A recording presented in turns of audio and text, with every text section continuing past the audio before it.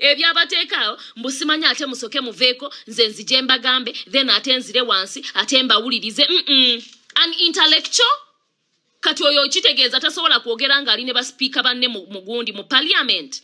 How is he able to handle such qualities of a good Orebo amwenja mukuba paka wansi nze mbabuulira. I know kuberanga are able to articulate issues on social media under pressure. Bavuddeyo bamusoya ebigambo nga lawyer, he should be able okuberanga asobola okuworkinga under pressure. Byebyo cheche kikumaking ebimu ku qualities of a lawyer. Omuntu takusoya bigambo n'ogamba kati asooka asirike yaleme kwogera nze njogere nze mbabuulire gundi yange nedda. Okitegedde ekintu ng'ekyo. But he is unable to do that. Mbate musoke mumbuze ebibuzo nze mbidde mtetuli waneno ku English lesson. Echaleese Honorable Nsereko mumbozi yaffe yabadde nti twabadde tumublaminga ku kintu kye yakoze. It was so unjust. Ate yabadde talina kukikola. So if he comes and start teaching us about the law and about the case itself, we already know. We did our research about the case. The issue is supposed to be about the issues or the statements he uttered out. Period. He should come and apologize to the public, and that is it, period. Kubanga yo kusinzira kuche yakoze n'okulaga nti already aina side, taking a side and then blaming the other woman, showing kuba ebigambo Honorable Ayogede directly or indirectly they illustrate nti already yamanyi nti omukazi musobya. Ate confidentiality, that is one point a lawyer is supposed to have. Taina kuogera ate, because you're tipping the other side off. If you show them that you're so confident that the evidence you have or the evidence you've collected is enough, okuteka omukazi oyo mukaduku shegeza, you're going to tip her off okuberanga naye anoonya more evidence to implicate the man more into the what? Into the case. Chitegeza confidentiality. If you get anything, just tell them we go to court so that you prove your what? Your omuntu ogobalese mu court. Right. In front of the jury. Not the other way around. Mwamugende msoma mateka. But darling, go and read about law so that temugwa mu bintu. Hatazawe yefudde teacher atenga nebyatusomesa agamba ko side. Eyo article jabadde ayogerako. I wish I can bring the other tab. Madde njajji baleeteranga nji Google nze nga si bigambo bya Louis. Everyone has a right okujja ne yeewozaako. Na ye si agenda okujja yeewoze, actually yene yenyini aba agenda kwewozaako. Na ye tebagamba mbu atayina fuluma komera najja ne yeewozaako. Mbu kisinzira, they take measures. They take measures for anyone to come out. Baba ino tunulira chovala bamba wadde example nembagamba omuntu ayinza kubanga ate mudde bantu ate ne bamuwa bail basinzira lwaki basabye bail, cause obviously wogenda okusaba bail bagenda kubuuza why do you think your client should be granted bail, or whether the jury or the state reasons as to why you think your client should be granted bail. So the jury sits down after you collecting all you've told them no chibagamba ne bazitunulamu ne balaba oba ziri valid to grant those people bail, because the bail is granted. You ask the bail, they grant it, not the other way around. Yokera bukezi kumacha no gamba client wange bamuwe bail, client yange bamuwe bail. Wano tebamanyirirawo SLZ, tebamanyirirawo blockinga era obwedda munnumira eri kweri page ya dash. Here I block saa kunsiriwalirako. So omuntu yenna okumuwa bail, they take extra measures, my people. Bagenda ne batunula mu nsonga lwaki mwagala awoleze wabweru. Ensonga zammwe ziba teziri valid, abantu bangi babamma bail day in day out because ensonga ze bawa ez'okubaweerako bail teziri valid. Even after giving you bail, yes, katushabe, you're blocked, please. Gendo bigambe nnyoko tomanyiira. Even after being granted bail, bagenda kuteekako obukwakulizo. If obadde omuntu afuluma eggwanga wonna w'oyagalira bagenda kugamba togenda kuddamu kufuluma ggwanga paka ng'omusango guno guwedde. Ofuna abantu abakweyimirira ate nabo balekayo ebibakwatako mu kooti ne baganze ngenda mweyimirira we bamunoonya nga simulaba ngenda kukola kino na kino. Those are the procedures of a bail. We know what we are talking about. tetubuukira bubuukizi nti bannaye tumanyi nnyo okwogera no. Oshegedde go what oyina time enoonyereza by'oyina kunoonyereza ffe we have ample time to look for each and everything. Fe otunayingira ate mu mateeka ge Uganda kijja kuba kirala nnyo. Kijja kuba kirala nnyo my lovely people. Temutusiriwaza. Omuntu that statement jabadde abagamba mbu omuntu yenna the accuser has equal rights okujja okwewozaako era n'aleeta obukakafu obumukwatako. Obukakafu obwo buyinza otuukira mu bigere bya bagata like tebamu denying the right to come out and say something. Tugeze bali mu kooti. They do not have the right to deny him right to come out and say it is not true or to provide evidence that nze olunaku lwe bagamba nti nakwata omwana saali mu ggwanga, olunaku lwe bagamba nti nakola kineeno saali mu ggwanga. That was what he was talking about. Naye yabadde ayogera munyumirwe biki bye yabadde ayogera, but that is not how it is. Mbu buli omu alina right, simanya alina okufuluma najja neyeewozaako. Tewali yadinayinze Haji right to come out n'atugamba nti si kituufu. Era ffenna abavuddeyo ffenna tetunaba kwogerako nti ddala Haji yakutte omwana. The fact of the issue is he's under arrest because he's one suspect. He's suspect number 1. Bamulesenga suspect. So lwaki tumwogerako kubanga ye suspect yekka gwe tuyina. Era bwe tunaafunayo suspect omulala, era naye tujja tunuulira mu nsonga ze ate tulabe nti naye ebintu bye tubisoma. Kati side ya Haji bambi akatuuti weekali request tuleppuke. Ebyo muwasimanya honorable wamwe yo right mbo simanya to come and rubbish things that are on the internet. Simanya article 24, simanya article 22. Each and everything is written and everyone can get access on those articles. Sinti bya baloya bokabe babimanyi. Banaenda biddala amalebe. Nga amalebe gali mu comment section gawoza. Ebyo luwira itajja bitegeera biri genda ku Google. Gendo ogugolinge nze naliko waneno ku TikTok nga nsomesa constitution ya Uganda. Me teaching about the constitution of Uganda. Chitegeza nasoka gisomako nzokujja ate njigirize. When nali mbisera bya politics, yes prince nganku blockinga ebinnyo gendo bitwale bigambe nnyoko. I was teaching about the constitution of Uganda, meaning I took my time. Information hiyo najabadda jamu eyo constitution nagisomako, so I know what I can say and what not to say. Ochitegera? Ani abadde ngamba request bana enze sisindikira abantu request you request, I give you opportunity to come and say something, not me to send you an invite. No, you request and I give you the opportunity too. Tolina byosomesa ojirebi mwabana abatasoma mulabe muzimbi kati go muzimbi ne Woyo, look at you. Okumanga bambite mumanyi ebyo Uganda, we still have a long way to go. Anyway, Louis Jebali. Pale nawe Jebaleko. Anyway, mayinze nja kwalightinga ko few key points entonotono. Maybe amateeka sibimanyi nnyo kiri awo. Nenga what I know sijja kugamba nti oba agiti yakwata mwono ba yakola ki yamukwata ekyo kiri masekati gawe ye n'omwana. Begeera naye wenabaira nzize ku side eno y'okwesigama ku side ya Hajjat naye sobola kuyimirira 100% kubeera nnyo ku side ye olw'ensonga nti aje ekintu kyalimu inze baali bakintaddemu mu ngeri endala naye nze byali mu ttaka okitegeera. So ekintu kya mada ne rape abantu babikozesa nnyo like okupininga bannaabwe nga balina ebagala okukola ki okuyisaawo.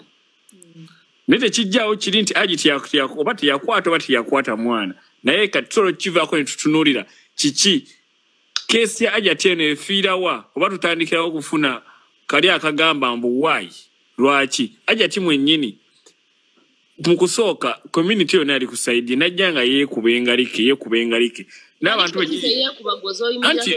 anti wulira oluwi nze ye bwajja wati n'atandika okukyusakyusa statement ate nti ndagamuntu alina ezisookamu bbiri okitegeera naye ekyendagamuntu kati oba tunuulira ekintu ekyo like personality y'omuntu. Nze nkola interaction sireka muntu kwogera bw'oyogera nga nkubuuza ebibuuzo. Hajjat yavaayo n'abagamba nti alina ndagamuntu bbiri. Si yavaayo. Ani yavaayo n'ayogera? Yes. Ani yavaayo, like ani yavaayo? Internet gye babeera byonna byonna internet yekola ki yebireeta munnange. Ndiyo omusajja ye yavaayo n'egamba nti Hajjat Muyaye nnyo ayina ndagamuntu bbiri. Ssemateeka wa Uganda akkiriza omuntu okukyusa amannya ku ndagamuntu yo batakkiriza.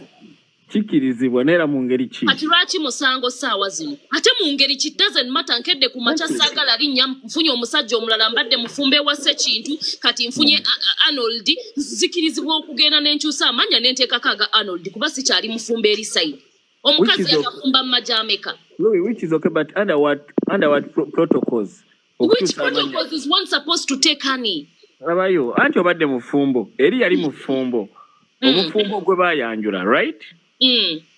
Tegeeza oli bw'aba afumbiddwa bakuba kufa abatana abagira abawasa obuwasa. N'oli yali amufumbiddwa ng'alina erinnya lye. Naye no tebannamuwasa.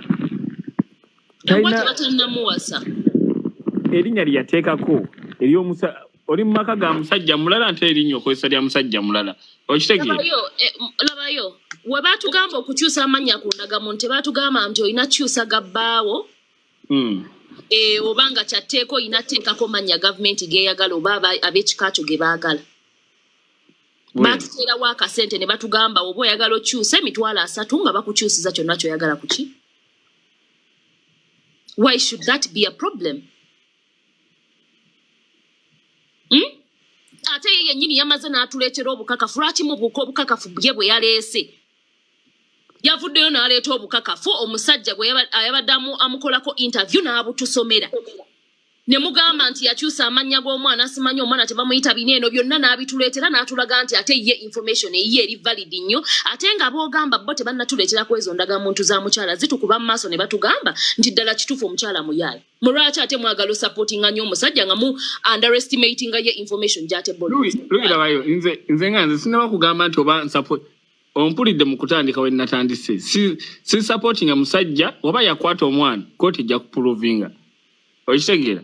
Era omukyala anaaba naye alimba. Nenze just nze key point mbadde neesigamyeko nti ey'omusajja oba bayinza okuba like bamuflaminga kisoboka. N'ekyokuba ne bakola kiti bamuflaminga kisobokera ddala. Okitegeera? Naye nze gundi yange eriwa nti balina okukyusaamu ekintu ky'okugamba nti oba omuntu kati ng'oyo bamusibye balwa obujulizi buluddewo nnyo. Tebasobola muntu kubanga bamusibawo ekibiri. Kooti tekolera kuffe speedi gye twagala. Bateekawo olunaku ne bagamba mugenda kujja mu kooti tutandike okukola ku guno omusango nga 35. We have to wait for that date. That is how it works. Not the other way around because munaye public eri so invested kati munaye kooti erina okusembeza olunaku. That is not how it works. Okay, anyway, thank you for your time. Thank you too. BM. Hey, Louis. Hi. How are you, sis? I'm okay. How are you? Okay. Kakati nze ku nsonga zino ez'aba n'abantu. My submission or my opinion is ebintu by'abantu bano bombi biri ku confusing nga biringa ebirina some other private issues ze ba hiding out. Omanye ebintu bya families bino bizibu. Abantu bayinza okuvaayo ne boogera mu media buli side ne submitting ekintu kyayo because buli omu aba anoonya positivity.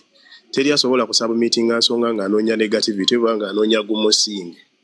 Naye ku side zombi nze kye narealizing buli side erina ekintu ekirumira. Haji bw'abanga agamba nti teyakwata mwana. Ekibuuzo kiri nti lwaki ye ya submitting n'agamba nti agenda ku negotiating with the woman. Negotiating over what? Bw'obanga okimanyi nti tewakwata ki mwana. Kati at times waliwo ekintu ky'olabanga olusi waliwo ekintu ekigenda okukutuulamu gwe kennyini. Yes, katukirize Hajjat tetujja gamba nti mubi oba si mubi. Though ku side ya Hajjat naye waliyo ebintu bye nalabye nga birumiramuko moso bwe kyatuuse ku bino ebyannangamuntu. Naye ate ebyannangamuntu ebyo bali bireetamu. Naye kangame nti kyekiri kye ndikugamba nti ezo ziri issues ezijjamu as a by the way nti buli side enoonyayo ekigenda okunafuya the other side. Naye waliwo ekintu ekiri kubikkibwa ekiri mu makati awo ekyokukwata omwana. That is the big issue. Why did Hajj accept negotiating with the lady on the issue of the girl?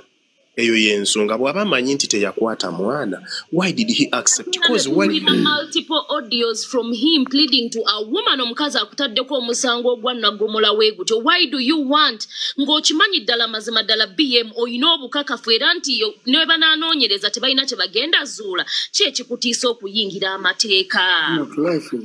On the issue, because if you're claiming you are right, you say because the madam said the event will be happening in May. What I heard. Now, yeah, this is October. How do you keep quiet since May till today? Ng'ebintu temuina kyemwali mukozeewo ko kyonna. Ate n'ekirala gwe omusajja otegeera otya nti the woman is falsely accusing you and you also keep mute and you wait things to go to the media, you also keeping mute.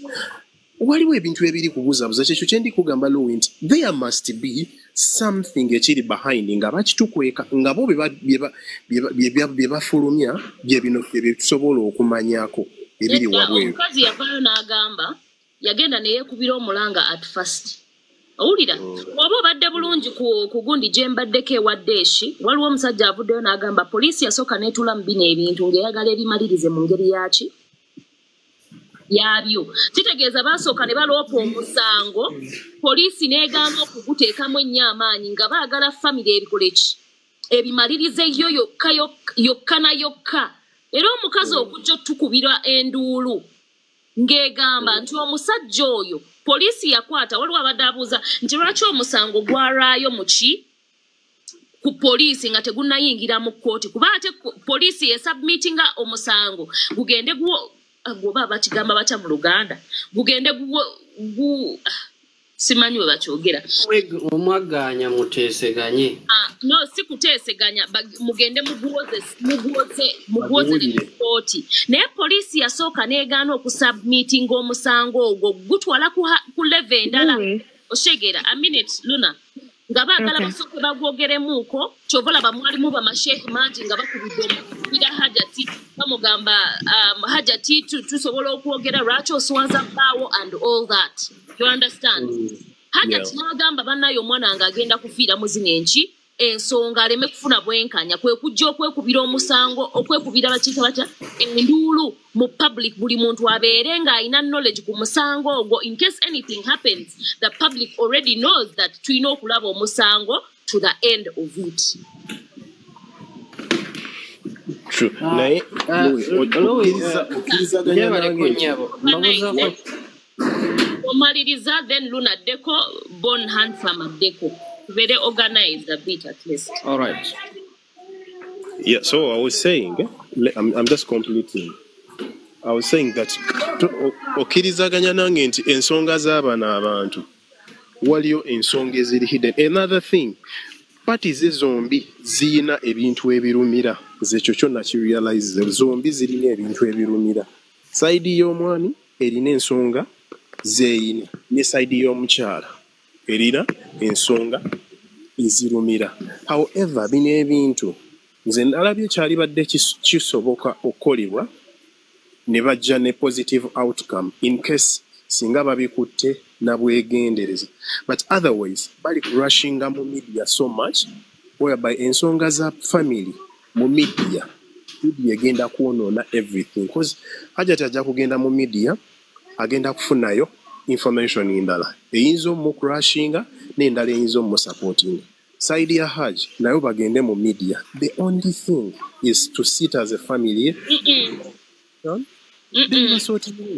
Edda Mukwano omusango gwa rape gusootingibwa nga family kuva kati olwo gwe baasobyako akola atya nti maama ne taata beeteeseza beesonyiwe nga kivaawo nti omwana bamudefilinga tekisobola kuvaawo. Exactly. This case is for the court.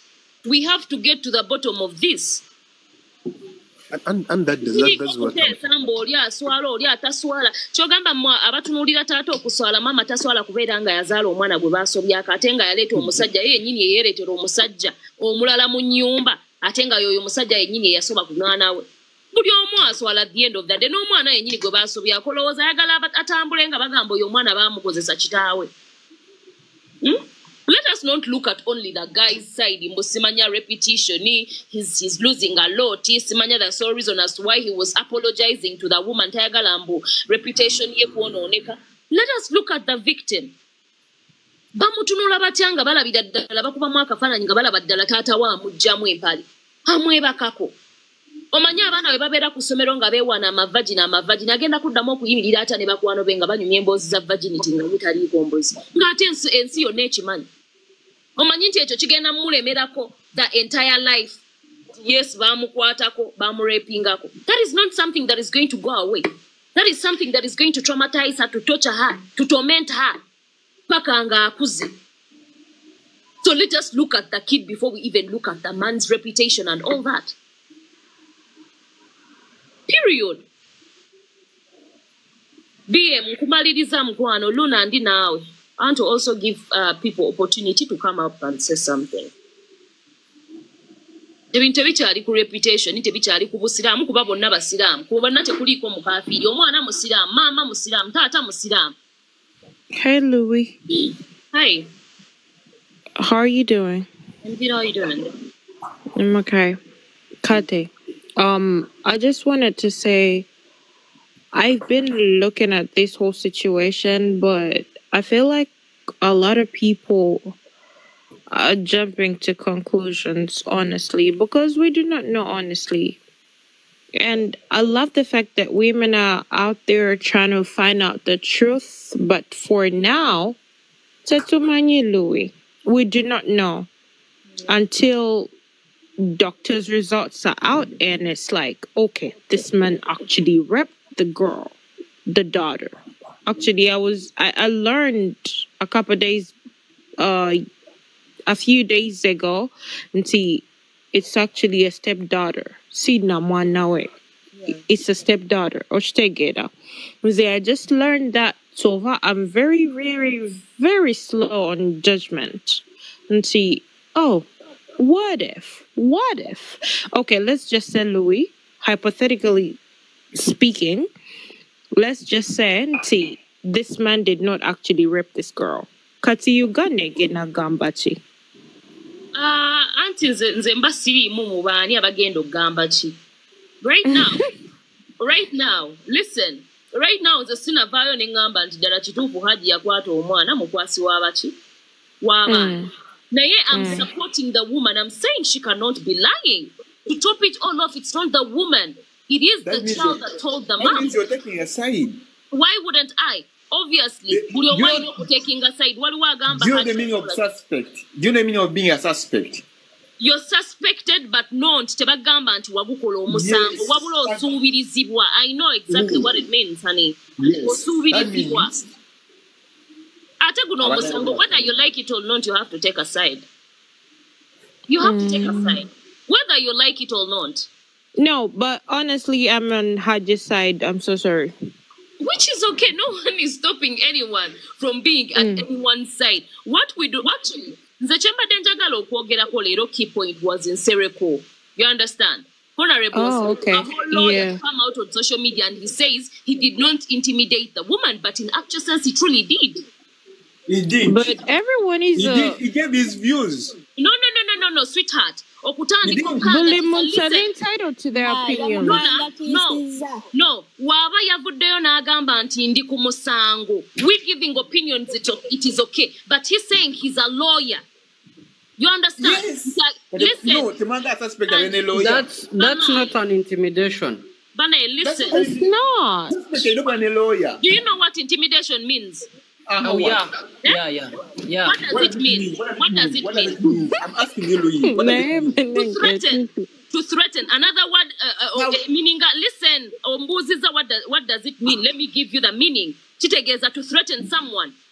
Waba yavuddeyo n'akozesa statement ogenda kundaba atenze kastanji yingiddemu. What does that mean? Yes, You don't. Exactly. Do you know English or you don't? Luna, with the evidence, Luna, let me tell you, no. Simanya me and you. Oyo lawyer waba agambye agenda kutuula mu musango talina right evaayo n'ekangatiisa mukazi. N'ekangatiisa muntu mutuleke munaffe ebitabo tulina wadde tetwasoma nnyo. What are you trying to play here? Yamukangatiisizza. Nagamba, you're not going to intimidate me. No, ayagala video njimuzanyire right now because me I have 2 phones. Jimuzanyira ddemu agiwulire. Omanyi mwagala nnyo okuwolereza. Tutandike kutambulira ku mazima mpa mwagala amazima gabeere gagateekebwayo. You do not come out and intimidate someone and then you start saying, oh, he did not intimidate. Okay, let's hear it. How? I've not listened to that, so... Listen to it and then start commenting. What are you guys talking about? A moment, please. I'm bringing it out. That was intimidating the woman. Okanga tisambunze kastambi yingiddemu ogenda kulaba. You're going to see. Nga tata naba na kuwulirizako kusaidia mukazi. Play the video. A moment, please. Anti ngocha nonya video eyo ngocha ginonya. Tebo mukama waffe. That is threatening someone.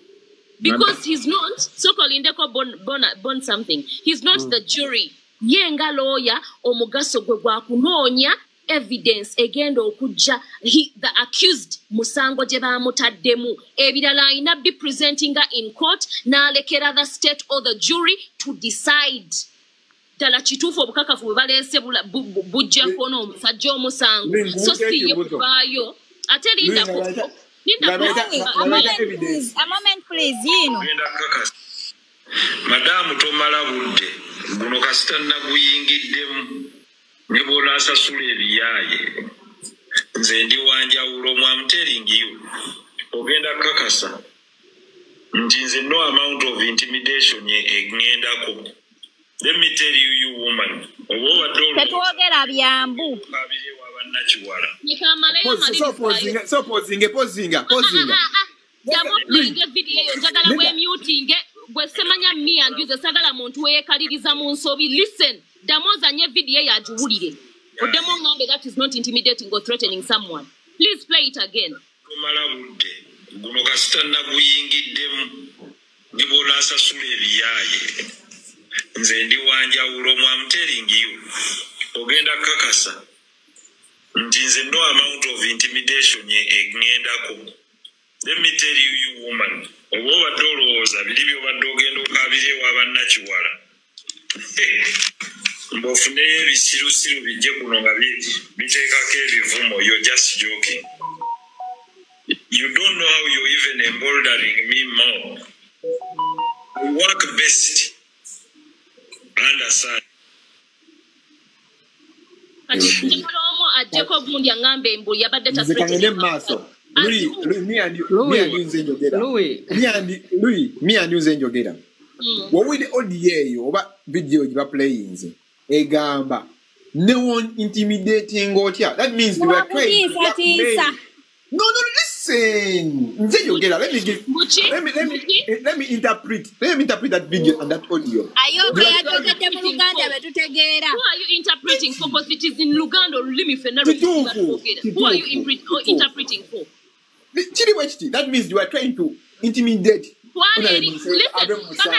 Soka we muting damoza nyegundi eyo totusiriwaza damoza nyegundi eyo atuwulire agambye toyina kyogenda kukola kigenda kumu intimidating nga not because he's intimidated. Listen, leka nzijana mu video nji balage nti yeyabyeyogeredde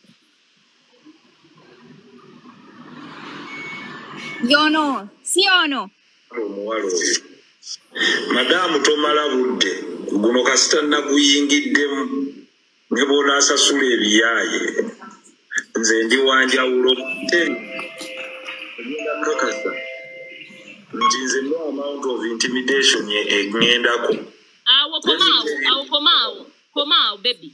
Video hiyo jagamba nti yange yiyo yennyini eyajogedde kakasa nti nze no amount of intimidation, meaning he hasn't been intimidated.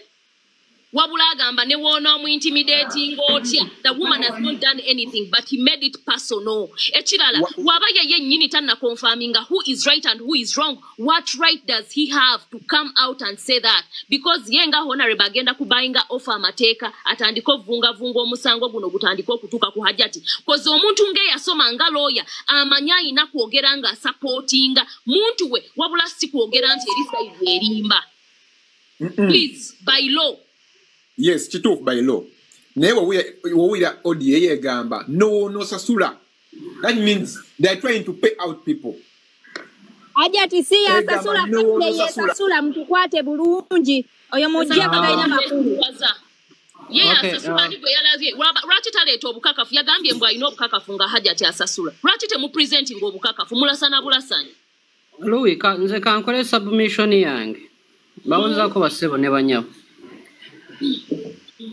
Ensonga za Hajjat ne Haji zino nze ngenda kubeera ku side bbiri. Ngenda kusooka ku side y'omwana yenga omwana. Born handsome. Yes. Ogambye ogenda kutereeza ogambye mbu teba intimidate nze ekyo tetuliko totandika gamba kubeera tandiko tulaga awo gwenge yasomako ddala kituufu did he intimidate the woman or not kyobadde ogambye nti kyogenda otugambako ate kati ebyo ozze mu byaki please tell us the truth. No, okay, nze badde ngenda tandikira wali naawo ntuukeeko ku we twatandikidde. Kuba ensonga ze tuliko Nsereko bize after nga yenga ngali ku case naye tutunule ensonga eteeka lawyer n'okuba nga abirimu oba Nsereko nga abiyingiddemu nze ndaba we twasookedde era nze kyeteeka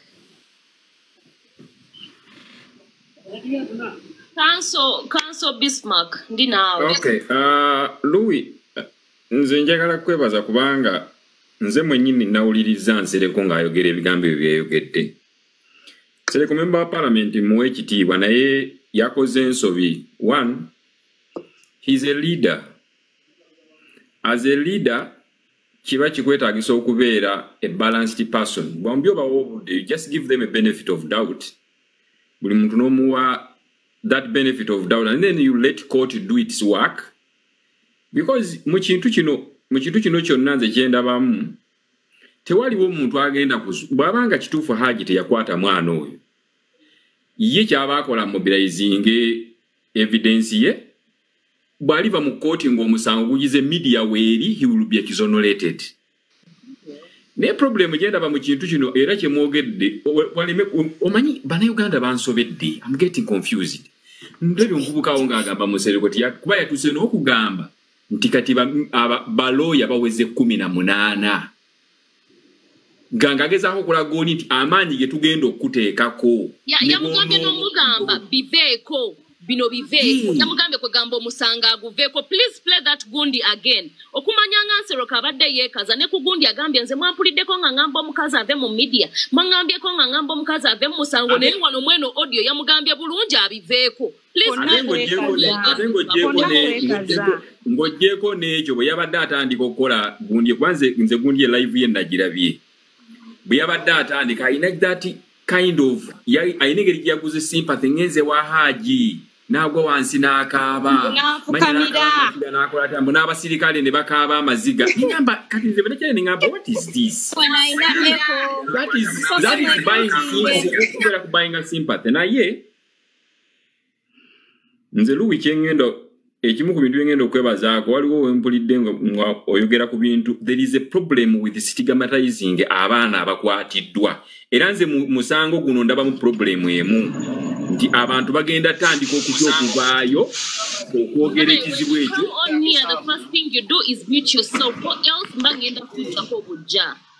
Abaana abawala bagenda kubeera nga bareepingibwa nga batya okuvaayo okwogera because they will be attacked the way they have attacked Hajjat. Because we should tuleka abantu bano bakole ki bwe babadde waliwo omwami yabaddeko awo ng'ayogera ku by'erinnya mbu omukyala yakyusa erinnya. One, tewaliwo mu tteeka lya Uganda siinako we nali nsomye nga bagamba nti omukazi bw'ofumbirwa omusajja oba ne mugatti oba ne bagenda ne babawowa mu muzigiti olina okukyusa erinnya lyo n'oliteekako ery'omusajja. Dembe ly'okukyusa erinnya lyo oyinza okuteekako ery'omusajja oba n'okyusa n'oteekako erya kitaawo oba n'okyusa wonna weeyagayidde n'ogenda n'okyusa because okukyusa erinnya kiri mu tteeka ogenda kugenzi n'osoyalinga n'okyusa erinnya mu mateeka n'ogamba nti nkyuse sikyali gundi kati nfuuse gundi. Kati omuntu bw'agamba nti yakyusa erinnya manya n'ateekako erinnya ly'omuntu omulala tewaliwo musango gwabeera kubanga abakazi bonna tebeetuuma mannya g'ababba baabwe omukazi asobola okusigaza amanya ge era nasigala ng'atambula mbulamu. Ne wenda bw'obuzibu Luwi, nze nyina ekintu kye neewuunyiza nti media ekyusirizza ddala information eri ku musango guno ne bagudivertinga ne bagujja ku kinyusa ekituufu kati bagufudde gwa Hajjati ne Haji. Naye omuntu avunaana mu musango mwana oli eyalepingibwa ye complainant wadde maama wa amuyambako nga mayina. Naye ekyo kati abantu bonna tebakyakitunulira batunulira kimu mu nyumba mwasulangamu omusajja manya ebyo tebituyamba oba mwasulangamu omusajja demba proving nti ono omusajja ono eyajja mu nyumba bana abantu tebafollowinga bintu okitegera ne Honorable Namboze yabyogeddeko n'agamba omusango bagwerabidde baguviirako ddala kati nze kamawulire ekisinga okwewuunyiza nalabeko ne bannamawulire bembadde mpa ekitiibwa nga bagamba mbuno omwana gwe bakwata yavaayo n'agamba mbuye tebamukwata omwana eyayogera ye mwana w'omusajja omuwala ono omukulu era omukyala yamwogerako mu sitole yasookera ddala n'agamba Counselor, a minute kankuyingiriremu someone is here ayogera honorable byabagambye mbo bagambye balina otunuulira background ekisooka omusango singa gubadde ku bufere ng'era omukazi azzeemu kufera ne bajja ne batunuulira then our backgrounds bwe ziyingiriramu n'ekisinga background kije mutunulamu background baba bagambye omusajja yakwata ku baana ku mwana ya defiling omwana bagenda tunuulirako mu background ye bagambe waliwo yali azzeeyo n'agamba nti omusajja yamutogerera nga tayagala waliwo bino okubeera nga biri related to the case twogera ku case ya defilement ate mugamba nti mulimu obubbi kati omusango gwe ufere n'ekyokubiri waliwo ekintu kye neewunyiza n'ekirala omwana yenna atanneetuuka ataneweza 15 oba manya 18 basobola omukangatiisa obulungi ennyo obutayogera kubanga aba mwana bwekiri naye ate mukambalage diversion eriwo nti bannamawulire babadde batambuza ekintu ekigamba nti n'omwana yennyini yavaayo n'ayogera omwana eyayogera kuba omukyalo oyo yagamba mu nnyumba omwo mulimu abaana b'omwami n'ababe omuwala omukulu ng'asinga n'obuwe yoye yajja n'ayogera n'agamba nze nejjusa okulumiriza taata ate bamala ne bagamba n'omwana yeeyogeredde waliwo diversion waliwo enkola y'okudivertinga ebintu bino nze kambabuulire omusango guno omugulaba nze nalabye Nsereko ng'ayogera ebyo Nsereko byayogera na biki biba by'obufere oba byeki tebirina bye bikwatagana na musango guno era kooti genda direct ku kino ani yarepinga omwana bagenda kubeera ku nsonga ya kurepinga mwana ensonga mu kintu kino kiri ekintu kimu omwana yarepingibwa ani yamulepinga bagenda okunonyeza bino ebyokuwoza omukazi mufere because nga nkonkuludinga omwami oyo yalina mu maka ga mukazi bino bagamba mu omukazi yali abba ennyumba yamujja Kansla atera ne baba bagenda kussa bwa bufere era kooti ejja kubuuza ekibuuzo kimu ebuuze omukazi oyo yali afezeeko omusajja yenna mu ngeri w'etyo era n'abaako omusajja gwe yagamba nti yakwata omwana in the pretext of wanting to take things that belong to the man. Do you understand? Iyo nkitegera naye ebyo bibayambako just kulireetinga naye ate omukyalo oyo bw'abanga kituufu yali nga mufere waliwo ko fayire eziriyo mu kooti nga bamuwaabira ogw'obufere oba ku musango guno ogwawaabiddwa gwa reepu guli mu bufere abantu baleme tubuzaabuza era nze kati mbabuulira bino byonna abantu bye baliko bye beekazaakaza mwe mulinde omusango gwo gutandike kooti tesobola kukkiriza kutandika kuleeta nsonga zidayivatinga kooti egenda kutunuulira kinyusi kya musango omwana bamurepinga ani yamurepinga gwe bw'oba owulira nga Hajjati mufere kera ku makyofu ne royo genda omuguleko omusango gw'obufere nawe gujja kuwulirizibwa kooti ewuliriza emisango mingi following kubanga amagezi go gali waggulu otegeera 100%. nze kambaweko ekyokulabirako Asla mbadde nsaba osokomyemu mpeeko kuba n'abantu abali wansi. It is very okay.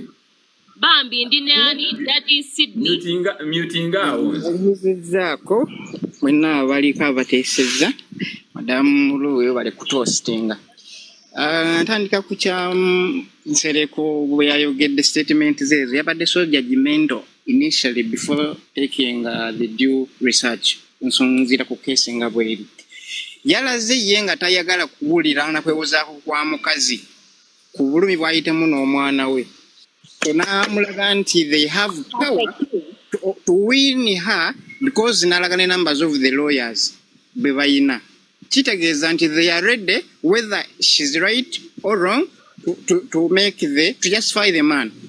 That was wrong. That was wrong actually to my side. Nekirala kyenyinza okwogera ku nsonga zino. Abantu bangi basaturating a case eno okukijja ne ku mwana because of media. Mama yakolamu ensobi n'ajja mu media ate n'ayogera bingi. Naawe abantu platform okugidiscussingako. Yes, which is not bad because she was extending her cries to the public. Maybe she could get help. But that's where the things started, going this way, the other. So naye nga mu byonna tuleme kutunuulira nti omwana yakosebwa mu kintu kino. Kuba omwana y'ensonga enkulu. Okitegedde? Twagala okutunuulira nti byonna bye bateekako nti Haji yakkiriza okumugulirira.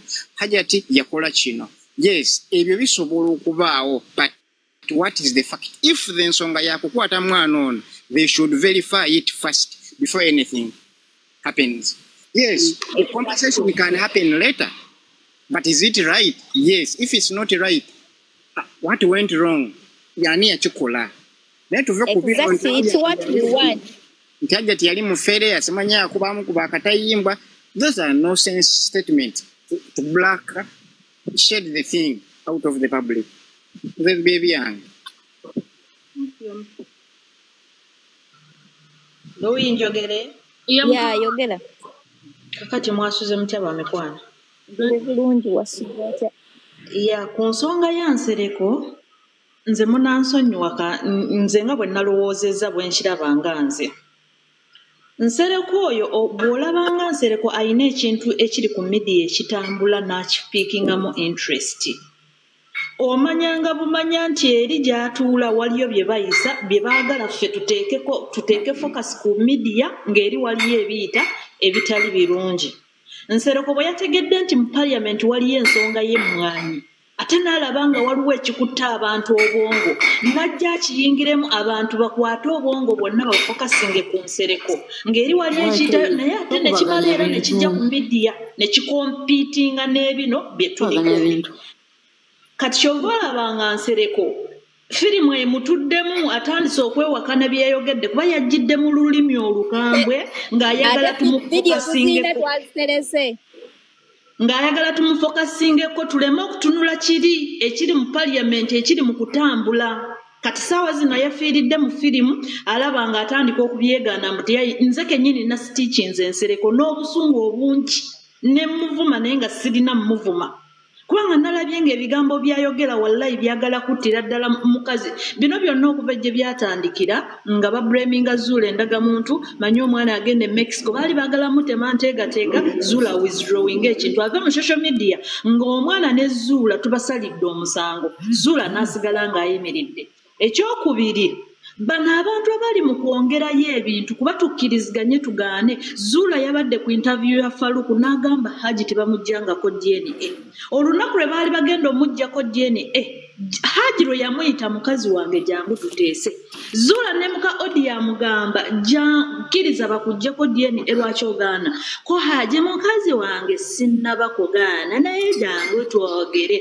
Nze ndabamu ng'abali mu kubayinga time kubanga scientifically batugambye nti buli bwe kibayinga time spams zino oba DNA gye bandikoze etuuka n'ebula mu mubiri.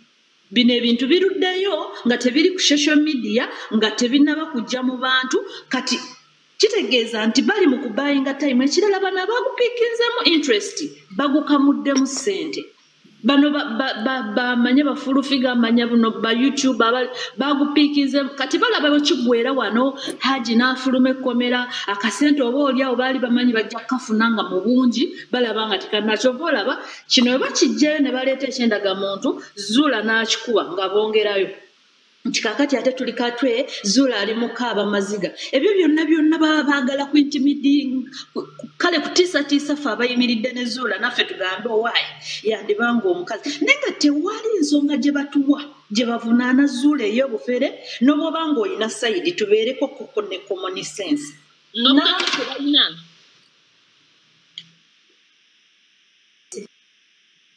Well, thank you for your submission.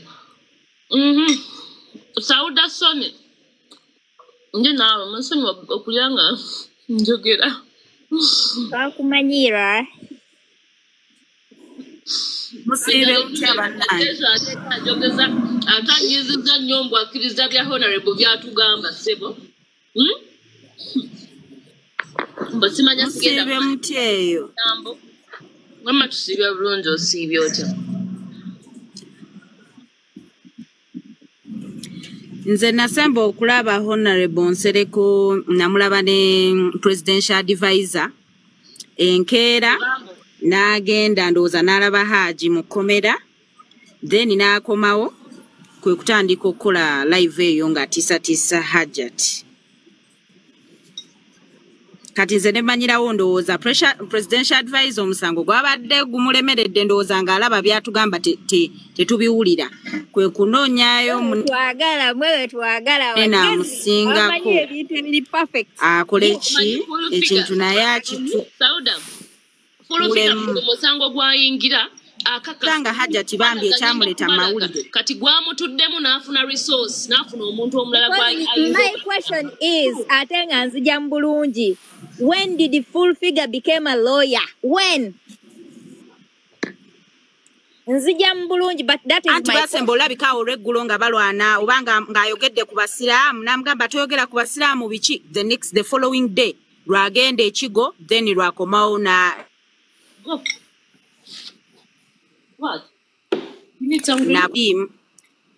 naye nze Hajjat ndowooza ekyamuleeta mu mawulire yalaba nga poliisi batandise okumuvulungirayo. Okitegeera abasajja basasula poliisi omukazi ne bakufuula atategeera ne bakufuula atalina magezi si gwe gusoosa abasajja omutwala ku poliisi n'omulopa obanga atalabirira mwana oba ki n'abasasula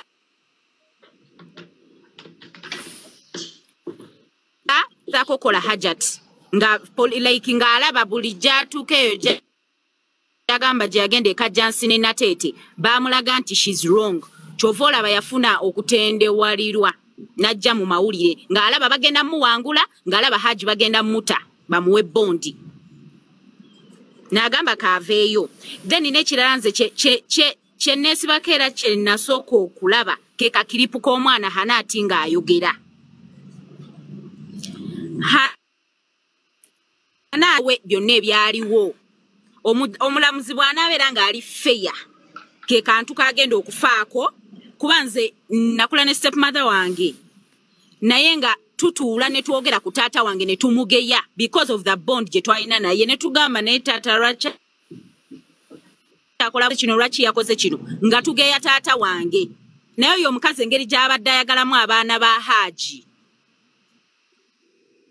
kyonna kyonna ku taata we ate nga n'engeri gye yali ayogeramu tewali muntu ayinza kookinga mwana kwogera bigambo bwe bityo. Era omulamuzi bw'anaaba just and fair ajja kulaba ekituufu.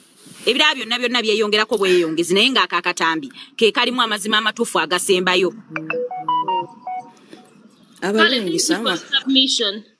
Ndi nani?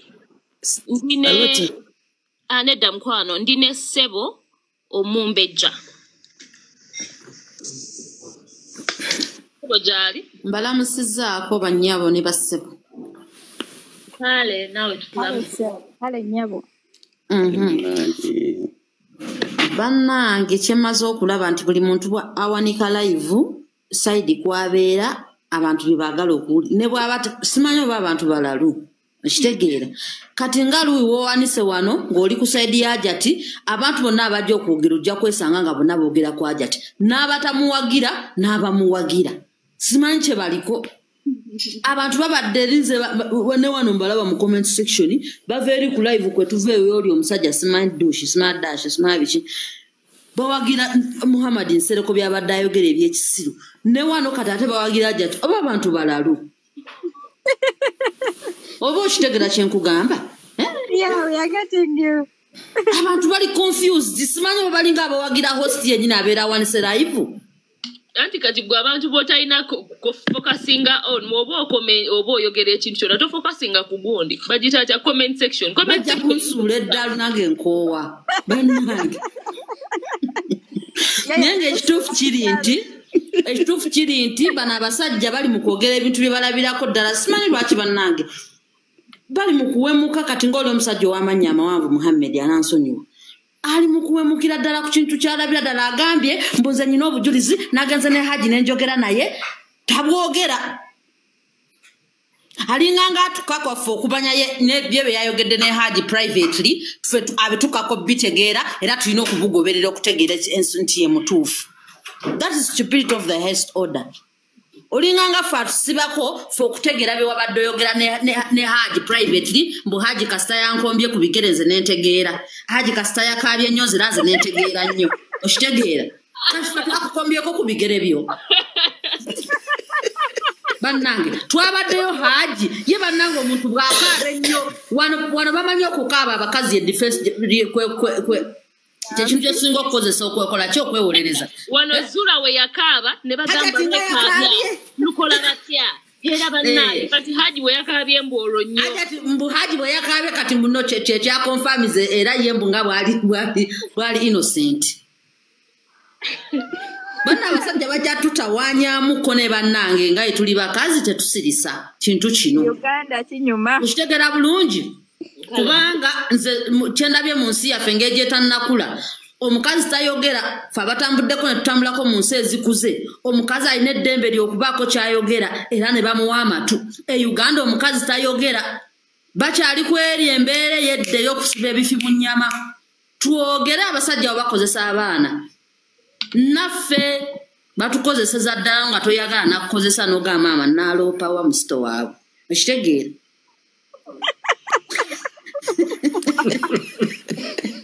onfuna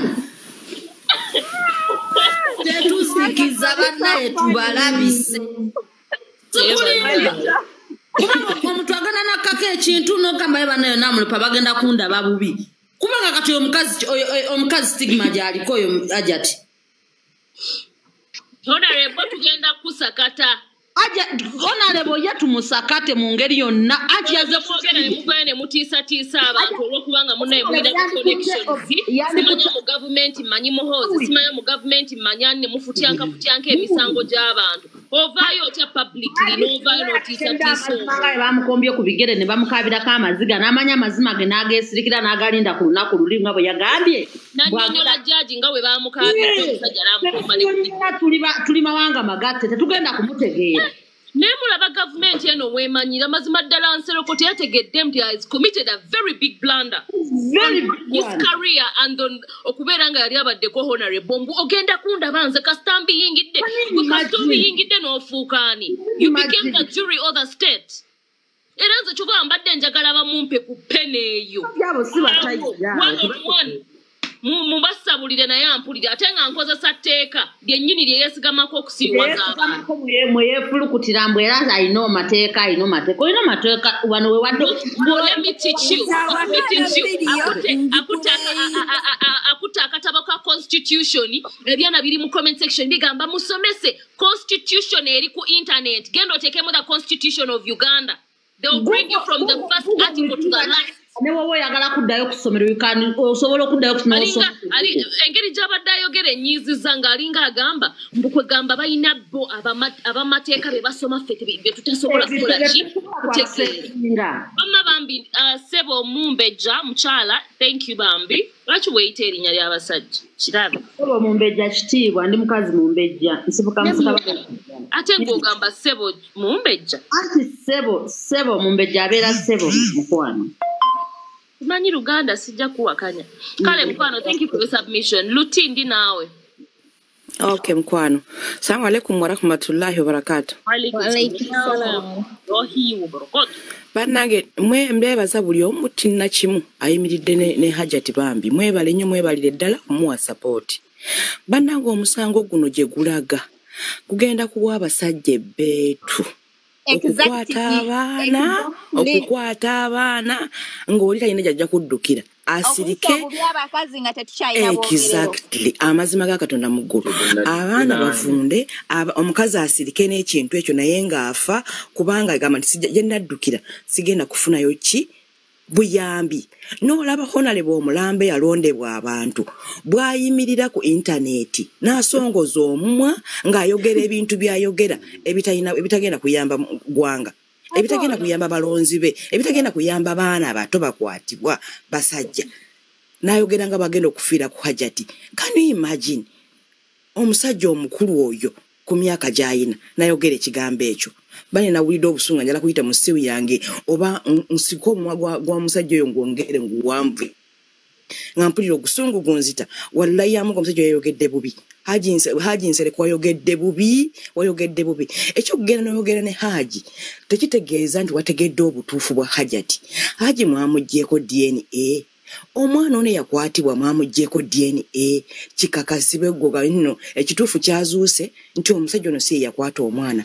Omukyalo ono anoonya bwenkanya talina byayagala bya bugagga bya musajja. Hajjati anoonya bwenkanya bwa mwana we omwana afune justice.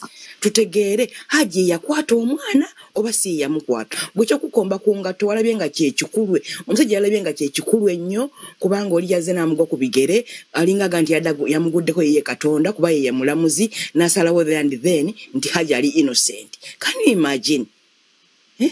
Saba Allah bannanga awe Hajjati obwenkanya ate amuwe n'obugumu amuwe okuyimirira ku nsonga aleme kukakkana. Allahumma amin wamma. Allahumma amin. Amina. Luwi mbadde ina akantu kano kusaba nze ne bwono ogizonzijeko abalala boogere Katonda nnyo ke njala okusaba. Waliwo bendeka ku peno mpoze. Ngenda kusaba kuba nkola data akubuze data akuweddeko. Data kwali. Okyaliwo. Nze ndekako abantu abalina amagezi abatakozesa emotions ng'ojja kwogera kusinzira ku merit. Saagala ebyo. Wamma Lutito bamuyitaani Mama Alicia ono omu babadde bansakata wansi mu comment section nga nvuma okufaako obufi we submission. Yes, Louis, tweyanziza nnyo omukisa guno era tukweyanziza nnyo okuyimirira ne Maama Nisha. Bannange bakyala mwebale kuyimirira, mwebale kola vidiyo, mwebale butasi. Bannange kino kituzaamu amaanyi wadde baagala okutufukyanka n'okututeeka wansi tetuggwaamu maanyi. Tumale Nsereko nnyo amaanyi era eggulo yazze ku live yange namusabudde n'ampulira bulungi namukoze namuwadde naye Nsereko we yasinze okumaliramu amaanyi kwe kugamba nti ojja kutubuulira lwaki omwana yafuna gundi passport.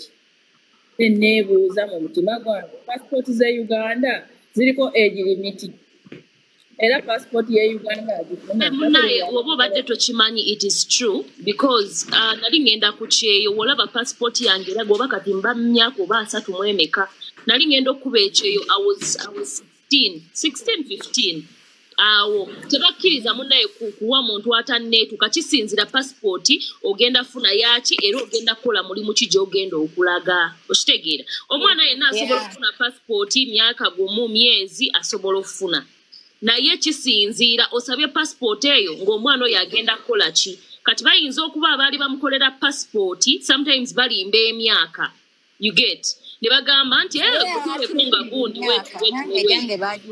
yes balimba nnyo so kimanyiiko sisobola kuwa full information but kyemanyi baali banyimyeko ku passport because of emyaka mito ate ne gye nali nja sinatuuka so ne baginyima ne baamala kulimbirira myaka ne banteeka eyo oba mu 19 what ne balyoka bampa passport. What about singa twatwala mwana wange kubuulidde ntwala baana bange kubuulidde siri supposed kufuna gundi passport anti ngambye maybe kisinzira mitendera ki gy'oyiseemu oyinza okuba oyagala mufunira ng'oyagala agende kukola bwakadaama oyinza okuba oyagala mufunira ng'oyagala agenda akole oyinza okuba oyagala mufunira ensi gy'omusindikamu teri ayina simanyi I really don't know things abyogerako kingi but nange kyakyapeninzeeko so he might have a reason as to why yagambye lwaki namufuna passport. Ddala passport woba ogiri tebakolako bikolobero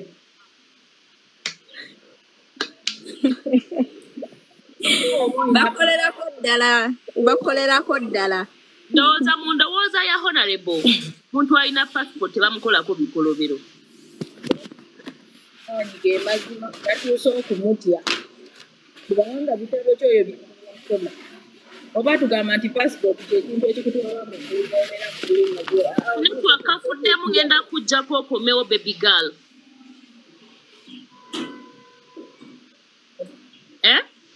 Network efuddemu Mama Ali, but thank you for your submission. Liam. Bane mugamba mutya. Ndagala nenda kwa addressing ku gundi ya Muhammad Nsereko. Ekintu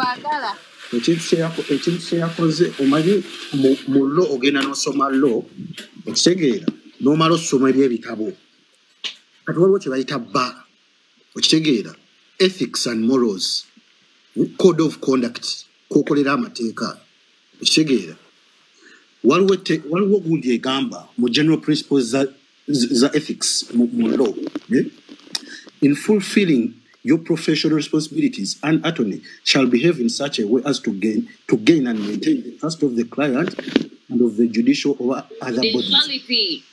Otegera waliwo n'endala egamba ebintu by'oyogera baddewa I saw it somewhere. Ebintu by'oyogera n'omuntu ogwowolereza tebirina kufuluma kuvaayo mu public. You're not supposed to share. It is still in the same good line of confidentiality still. Byogera na side eri ndala yonna kyekyo kye nabagambe nti oba yafunye obukakafu talina kutulaga nti ate yafunye obukakafu because you're tipping this other side off bagamba yafunye bukakafu ki. Baina ne bagamba in your appearances, submissions, speeches and other acts and public and private appearances in general, an attorney shall always consider the requirements of professional and general culture. Okitegeera oba gwe wabyogeredde ku TikTok oba wabyogeredde ku ki kasitovayo publicly nga naddala kati nga yagambye ku defense kwali kuba agambye ku defense kwali kwa live ya Desh. Okitegeera code of conduct ata weino singa okuviirayo and an attorney ayina okusigala independent even from the client. Okitegeera toyina kwefuula wa family gwe baze ne bakabirako amaziga ku bigere bamukobye ebigere ne bitukula. No, oyina beera independent kuba ekibeeza atone independent nti omusango newe gumusinga mind yesigala eri independent okitegeera naye kati ebyo era muwulidde ey'ensonga tajogeddeko wedda agibuzaabuza ng'aleetamu ebintu ebirala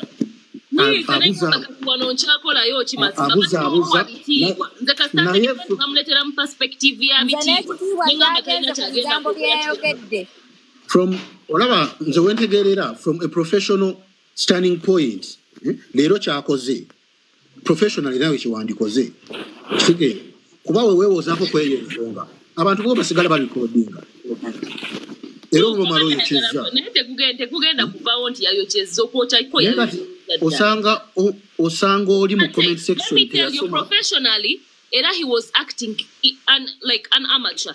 Engeri gy'abadde rude. He wasn't supposed to be that rude. Ngimuzanyire ndi kumpi ngizanye abadde so rude. Okitegeera obuzibu bwonna we buva era obuzibu bwe bayina baagala nnyo beera ku social media. Ogenda kakasa nti nze no amount of intimidation eŋŋendako. Let me tell you, you woman, oba obadde olowooza biri by'obadde ogenda okabira ewa bannakiwala kankuddizeeyo ng'ayogeza busungu guno kasita naguyingiddemu ne bw'onaasasula ebiyaaye kale nze bino binyiiza no jesinze njigirayo abatayabanyi mazima obusungu bwe yakoze olaba omusajja omukulu naye nga gwebuuza amagezi yekakaategeere bannaaye onalebo yeekakaategeere we biba biganye yeekake mbu abamutaddeko atuyigirize mbu what law is atusomedde banange nze nyinza okuwemula oyo Pretty so proposing olaba kati kyembadde njagala okugamba naye yenyini amateeka tagamanyi olaba obuzibu bwe tulina among some women kati osanga abantu abakazi era nze wendaba omuntu comment ye Nyigako ku page katono wano nenda bekifaananyi. They have low self-esteem to the extent they can't stand up for themselves. Okitegeera.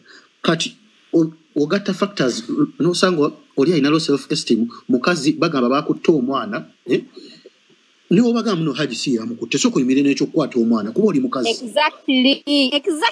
Wetwagala kumanya tuli ku nsonga nti omwana yakwatibwa. Omukazi akere ku matata tubuulire obaani yakwata fete tunabagusalirako ku Haji. Tugamba yenna lwaki Haji ali mu kaboksi kano nga gwe twogerako he's the suspect number 1. They've not provided any other person. Era banaleeta omuntu omulala nga naye tumutuuza tugamba ono endabika ye kikiche kirabika weekiti. You as a woman or a man, not even only women, soko tunule mu kintu ky'okubanga omwana yakwatiddwa. We should look ne tutunula mu nsonga no paka nga tuzikutuuse ku ntikko ne takinga measures ne tulaba video gye nakulabye nga weetwala ne antikaduuka ne ngamba Louis tewandize mu kikazi ekyo kuba tekitegeera kiriwo omuntu omukulembeze yandibadde asooka kuyimirira nti bannange twagala kumanya nti omwana yakwatibwa naani yabadde atulaga nti ali ku nsonga ya mwana naye omusiro oyo okumanya nti amagezi talina oba yapama mapame ali ku nsonga za musajja okiwulira kigenda kuleetera abazadde okutya okuvaayo bagambe nti bannange nange ndi mu kunyigirizibwa omwana wange yakwatibwa bagenda munyigiriza nga takyalina bwogerero. You know how many people out there they are passing through but they cannot come out because of that? Abantu aba balina connections. Oyo Nsereko aba yagadde okwogera ne muhoza ayogera naye. Nsuubira ne Museveni amutuukirira day in day out emirundi enfunda eziwera. Kati Hajjat agenda kufuna atya obwenkanya mazima ddala. Ng'abantu omanyi kye bali mukola Hajjat. Omanyi kye bali mukola Hajjat. Nsereko bavuddeyo ne bamutiisatiisa mu style eyo nti ogenda kulaba. Kitegeeza come what may they are going to make ends meet by making sure nti Haja ava ku musango ogwo ate bagusingise Hajjat. Kubanga amateeka sokolindeko ekirizi omuntu yenna amanyi amateeka yandibadde ategeera nti Hajjat yaloopa omusango on behalf of her child. Of course. Era we baba bavunaanyizibwa era ng'ani agenda osasula ssente ezo omwana waba ye yavayo n'awayiriza kitaawe gwe gulina okudda mu vi so si Hajjat. Lwaki buli kintu kiri ku Hajjat? Webale nnyo. Bamutwala nga first time witness mbuno ye yalaba. Tiyakyogera. Hajjat tavanga yoko n'agamba mbu I was a witness, I witnessed whatever happened. Yagamba abaana baŋŋamba. Ataka video nako nkapulenga wano abana era bamuleta if she's called to the stand tebamuleta nga mama alina okugetinga emotional alina okuwuliriza omwana kyamugambye kuba teyaliyo omwana akedde ku makyamugambye nti taata yankozesa uyenga mama mwagala agambe nti mama oli mwana wange olimba taata ote yakozesa omwana akakasika mama narrative je baplay bojimanyi kati mwana watu omwana oyo yennyini gwe bakwata si yasooka n'okubreakinga news munne yalaba taata ngajja yagamba maama we nti na Luganda ku mama Nisha mwana wa Haji mwana wa Haji step mwana wa Haji aita Hajjat step mother. Yes. Kati olaba Nsereko kyakola olaba mundi ka breakinga news olinde bamubuuza lwaki tewayogera n'agamba omusajja yangamba ajja kunzita. Olaba Honorable Muhammad Nsereko kyakola kisinga okunumanze batubuza bagala kufuta Honorable Muhammad Nsereko kyali mukola kati ali mukwongera kati ekyamuleeseza nekimulesa ku social media ayagala kwefula ayogeza confidence okwongera confidence mu bantu abali ku side ya Haji balowooza nti omusango bagulina bwe bati okitegeera kati kambabuulirayo kino osanga Muhammad Nsereko y'omu ku bakwasi b'abaana atokisala nze kisaze ate nkisaze nzabe mikwano kambabuulire nze ng'omuntu bwe nawuliranga nga bagamba nti omusajja yakuutta omwana bikibikinga mpaka nangenda bagamba ekyantuukako nyina awantu we ndali nga ndi mukulembeze omusajja n'aleeta yali atwala mwana we ku poliisi basiki mbabulire kamusoka mulize kuchikabira ne kumabere nanga Nisha bera mwana nati nagamba Nisha todda Nisha yakugamba ati namubuuza ali owuliddeko omuntu yenna kwakirira ekiro nangamba Kuna turachombuza ngamba leero waliwo yankutte ku kikkabira ne ku mabere. Nambwa nishabeera mu amagezi nso wemba nkuzuukusa nsobola okukwata ku kabina ne ku mabere njagala obeere mu amagezi. Ngamba n'ekitera tuukawo nga dadi wakomawo omuntu ajja nga nkwatirira. Ne mugamba lwaki toŋŋamba nga ŋŋamba nze nati buli wanzokko omunoonyawo mba simulabawo. Kati nange ne mugamba story we yabaddewo ekiro. Exactly. Mina kye mutugamba. Mbunange ne mugamba. Akaakaana ke ka breakinga news akaakaana ako. Oyo gwe bayina omwana ne bamutiisatiisa nga alina okuvaayo ayogera ebitaliiyo naye nga ekituufu amazima yagoogera mu kusooka. Exactly. Musooke muleke nina akantu kenjagala mukakase nti gaali mazima. Waliwo omwana gwe bataleeta kujulira mumulabe. Musooke mulindeko katini. Waliwo omwana agenda okwogera ensonga musirike. Mugambe weekaza ne mugamba n'omugamba waaganda ng'alemezzaamu tugambe mami we namugamba Nisha we nagamba kaali sirika waliwo ayagenda okwogera amazima jja tebaamuleeta era leero teyamuganyiza mukwatawo naye nga yabadde azze akaana akalenzi kali muli si akaakaana akalenzi ako kaako oba kalenzi oba kawala kalabika kawala oyo omwana teyayogera wamulabye ekiro naye y'omu ku baana babiri abawulisinga right baali abaana babiri abayogera batuwaako omwo balimbe balala naye ffe obwongo bukola nze obwongo bwange ku Sherry naye abeeko nekyayogera oba bamuyita Sherry oba bamuyita Assalamu alaikum wa rahmatullah. Wa alaikum assalam wa rahmatullah. Balamusizaako banyabo ne bassebo. Kale nawe bannange nze I'm so disappointed mu bakulembeze baffe. Simanyi ba honorable, the so-called honorable, the so-called simanyi presidential bichi. I'm so much disappointed in them. Bw'owuliriza audio z'abaana ezasooka, the flow of the words ekulaga ekituufu ne videos ezaasembayo. Lwakuba nti justice mu ggwanga lyaffe ntono nnyo justice efunibwa abo ejja kubaawo abayina ebyabwe.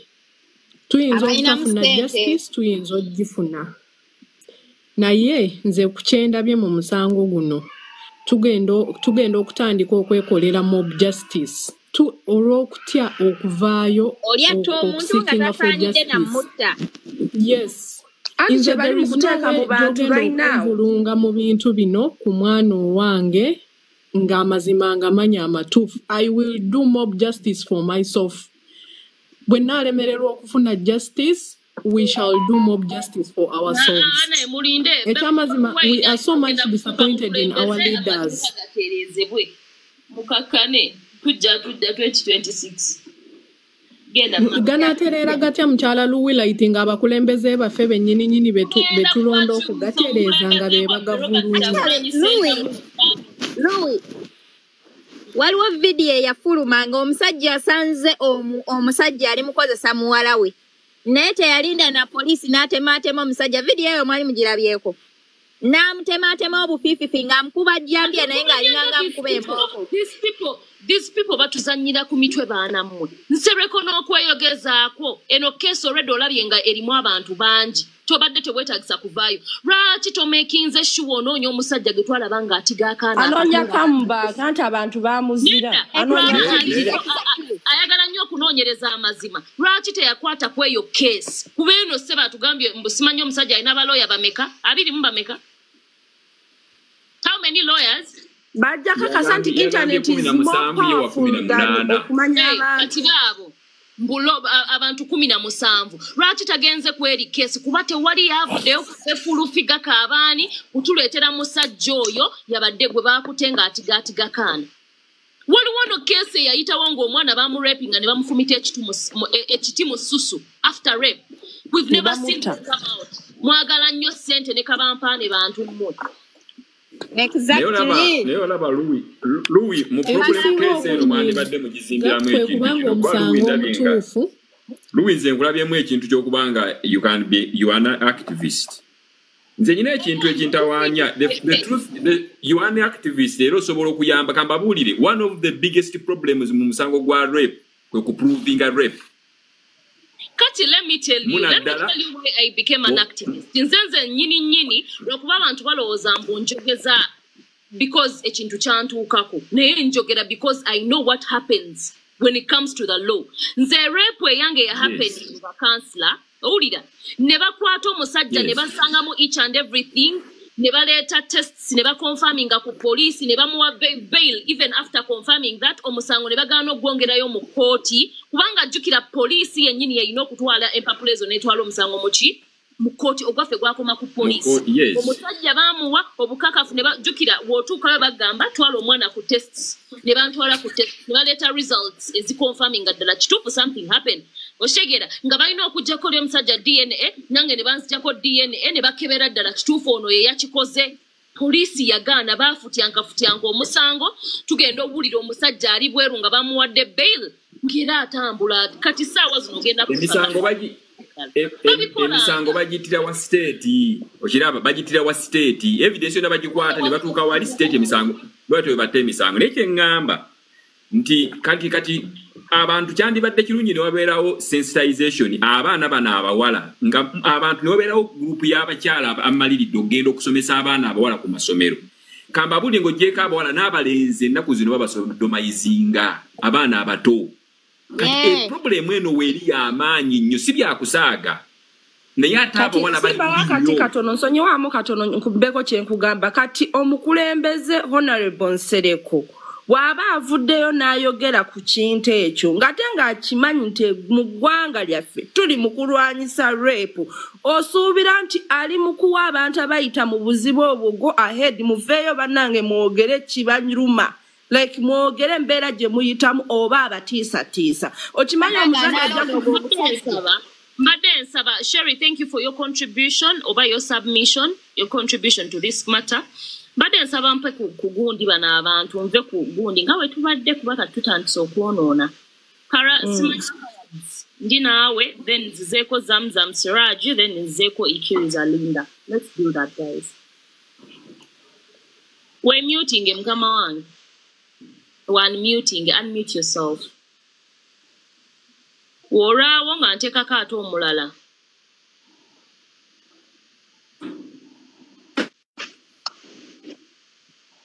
Taliko, let's have Zamzam.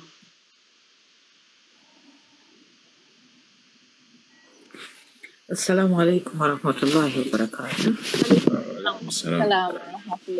Nange mwebale kuwuliriza twebaza nnyo abakyala n'abasajja abayimiridde mu nsonga eno omwana ono okufuna justice. Bannange temumanyi bulungi bwe mutukola.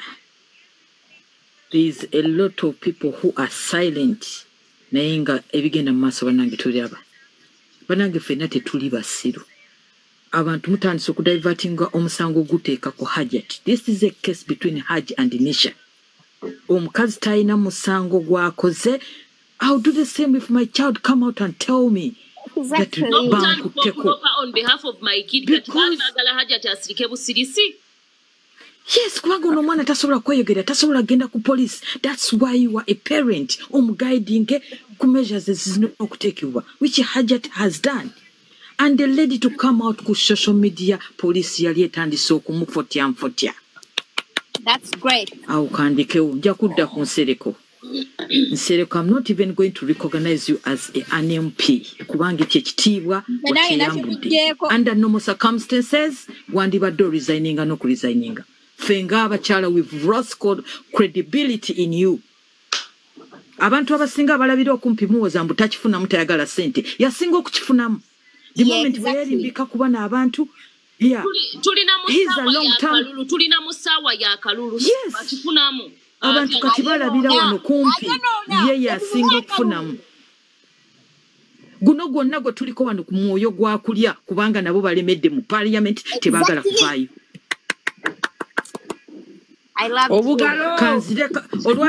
olwaleero kamusomesego leero kansomeseeko nange gwe bayise omuntu eyagenda nasoma lo even if sakola ku lo nafunira omwana wange passport ng'ali only 5 months ng'ali 5 months all they need ng'ogenda okufuna passport bakusaba amanya ga kitaawo ne nnyoko ne gundi ne birth certificate that's all they need for anybody to get a passport in Uganda tedya kubuza weya bw'oba ofuna passport if I get a passport does it mean I'm going to travel? No. A passport is a document omuntu yenna gy'alina okubeera nayo. When I was getting my passport for my 5 months baby, nobody asked me where they traveling. Did I tell you that they are going to travel? It's just a document omuntu yenna gy'alina okubeera nayo. All they need is a birth certificate. N'amanyaga n'eya kitaawo ne nnyoko ebikakasa nti oli munna Uganda. A passport doesn't mean that somebody is traveling tomorrow or today. It is a document a citizen gy'alina okubeera nayo. Ensi ze tulimu ezaakulaakulana. Omwana alina okubeera n'endagamuntu ne passport. Why? Trust me, balina obeera n'endagamuntu ne passport. Obwana. In fact, n'ozaalira wano omwana olina okubeera n'ebimwogerako. Okitegeera? Alina okubeera n'endagamuntu. Omwana tekimuggyako nti Munnayuganda. Exactly. Omwana tekimuggyako nti Munnayuganda. Omuntu yenna Omunnayuganda aba muntu. Kabe alinga one day old asigala nga Munnayuganda. Baagala kulya buli. Enevadde emabega. Kati abantu kati kanzireko ku nsonga eno abantu abagamba abakozesa character y'omuntu okugamba nti no tasobola kukola kintu. Anything is possible in this case. Senga ne Subi yavaayo nga bamusalidde maybe ogwakalabba. Family ye yandibadde evaayo yonna mwalaba abaana be bwe bakaaba nga bagamba he's been a good dad. Baneiba bonna nga boogera bannanga okubeera nti oli mulungi. No one is perfect. Omuntu okubeera nti alina character ennungi mu bantu tekimuggyako nti yakola omusango ogumu oba omulala. Tuleka amateeka gakole ogwago ga investigating ababbi bonna abali mu ggwanga. When you bring out their families bajja kuvaayo baziwolereze kubanga babaleetera ekyokulya bawerera abaana baabamulekwa baani bonna. So hajja okuba nti muntu mulungi tekimuggyako kuba nti yakola ekintu. However, we also don't know. That's why this case Hajjat teyatwalira amateeka mu ngalo yagireeta mu court esala ogwayo. Naye bwe ndaba omuntu nga Nsereko n'ojja n'otiisatiisa omukyala abantu abamu bagamba wano mbu teyatiisiza. First of all, this is a Hajjat. This is a title emuweebwa olw'ekitiibwa ki. Wakiri yandimwise Hajjat. Wakiri yandimwise Zulah. Naye yagambye you woman.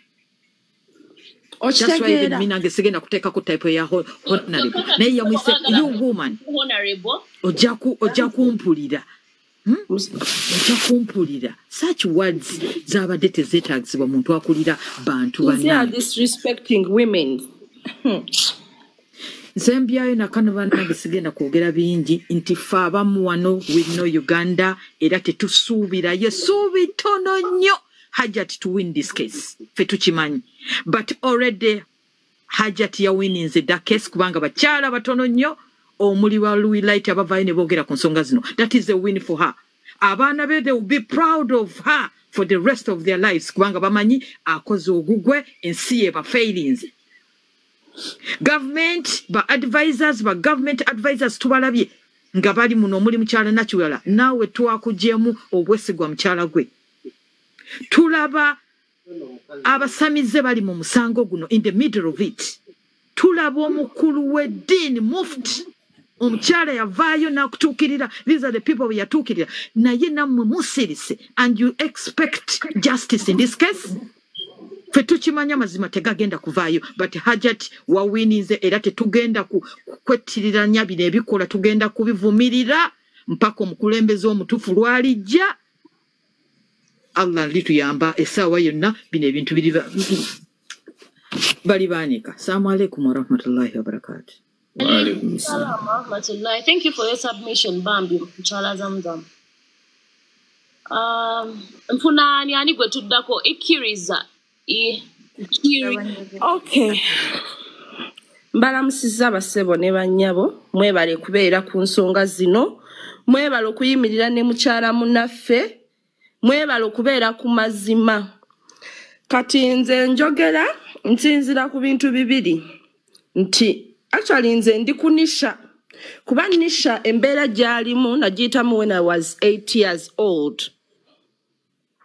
Naye, I thank God that no muvubuka nze yakintuusa because I was 8 years old, the guy was 55. Even now, akyali mukomera. Dina emyaka 28 akyali mukomera. Lwaki sigenda gamba nti oba government ye Uganda biki because ebita naye waliwo amawanga agamu when it comes for rape tebagala kumanya olina kusavinga 25 years or 30 years tebiri konto omanyi gundi so I thank God nti egwanga lye nali mu si Uganda kubanga singa nali mu Uganda teyandi badenga akyaliyo mbakakasa nti omuntu eyandepinga kyali mukomera ekyokubiri kyengenda okwogera kino ekintu ono sigenda muyita honorable oyo omusajja ow'amanya amawanvu kyali mukola ali mu kusirisa abakyala oba bamama b'abaana abayita mu buzibu ng'obwo ali mu basirisa cause people are out there yandigambe olaba Hajjat afunye obwenkanya olaba Hajjat bamuyambe nange kanveeyo naye asooka n'abitunulamu n'agamba bagenda kunkomerera kitegeeza omuntu waba alina emisango gye yazza ate tugeze nti Hajjat waba alina bye yakola simanya na passport simanya alina bikyendanga muntu bikoze ebitya tekitegeeza nti Hajjat okuvaayo n'ayogera ku nsonga z'omwana we talina kubeera innocent teri muntu ali innocent mu nsi muno naye bavudde ku mulamwa gwa rape omwana okukwatibwa bali ku Hajjat mbwendanga muntu bikoze bitya so bagala tugamba nti omuntu okuvaayo n'awaaba omuntu okuvaayo n'agamba nti banange mpita mu kino na kino alina kubeera perfect yo omuntu ali perfect mu nsi muno alina kubeera ani eggwanga lyaffe lino balimanyi bulungi tewali kintu kyogenda okufuna titugeze oyagala kino oyagala passport bikoze bitya waliwo abantu ng'agenda funa omulimu agala funa omulimu bagala passport ate passport gyalina yasooka gikozesa wali ng'alina kuzanya bintu ng'ebyo okutambuza obulamu bw'ensi buno n'obeera ne passport oba bbiri oba bikoze bitya naye tekitegeeza nti omwana wo bw'atuusibwako obuzibu like omwana wo tolina kuvaayo okwogera nti because baagala tugamba nti omukazi oba omuntu yenna omwana we bw'afuna obuzibu olina okusooka kwetunulamu bameka abamanyi ofuna bulungi sokoleke bameka abamanyi bameka abagenda okunnyamba kitegeeza baagala tugamba nti omuntu owa wansi talina kuvaayo kyebali mukola baagala kusirisa omuntu atalina bantu bawagula bagenda omubeererawo sawa yakakati bakutte Hajjat bali mumunyigira mu cupa mu kikopo muli nti abantu bonna abanene bali ku saidi yani betubadde tusuubira nti be bagenda okuyimirira mu nsonga zino tebayimirira ku Hajjat tumuleke naye bayimirire ku omwana ono gwe baba batunula nti future y'omwana omusajja agyonoonye okitegera bulungi bo bali mugamba bananga omusajja ne bwakola ki tasaana komera musimanyi omuntu akwagaliza ekomera aba akwagaliza ntaana basinikire muri ebinnyo okiraba mbo omuntu ne bwakola ki tasaana ntaana kati ye lwaki oba tasaana ntaana lwaki era ayagaza mwana wamu n'entaana kubanga omwana omutuusako ekintu ng'ekyo entaana oba ogimutuusizaako bananga bakyala tulina obusungu bungi simanyi nenze nganze obusungu tulina bungi ate buvira ddala kugumba bw'olaba abantu nga bano nga bavaayo ne batusinikirako amanyi abantu be tulinamu essuubi naye banange TikTok yeebale okujja kubanga etuyambye okutegeera amagezi amatono ag'abantu bano twanditegedde tutya fe abatabeera nabo etuyambye okumanya obusiru bwabo batulaga sebo kugamba bali mu futi anke etteeka batulaga nti sebo oli waaba yaferako tasaana kuwaabira musango gwa mmadde oba gwa reepu ng'oli mbu waaba yalepinga tasaana kubeera mukomera mbu kubanga ekomera ntaana ekituufu kiri nti Lulight, let me tell you this Nsereko oyo manyo mawanvu akimanyi bulungi nti omusajja yalepinga omwana naye bali mu kino ekigamba nti omusajja ekomera ntaana omuntu akwagaliza ekomera aba akwagaliza ntaana so katubikirire omusajja ave kyova olaba ensonyi kati bazifuula busungu bakubirira Hajjat okiraba naye nga Hajjat talina musango tabirinamo ye yakola ekintu nga maama kyalina okukola nti ffe bamaama Katonda yatukola nti tulina kulwanira abaana baffe bataata kye batalina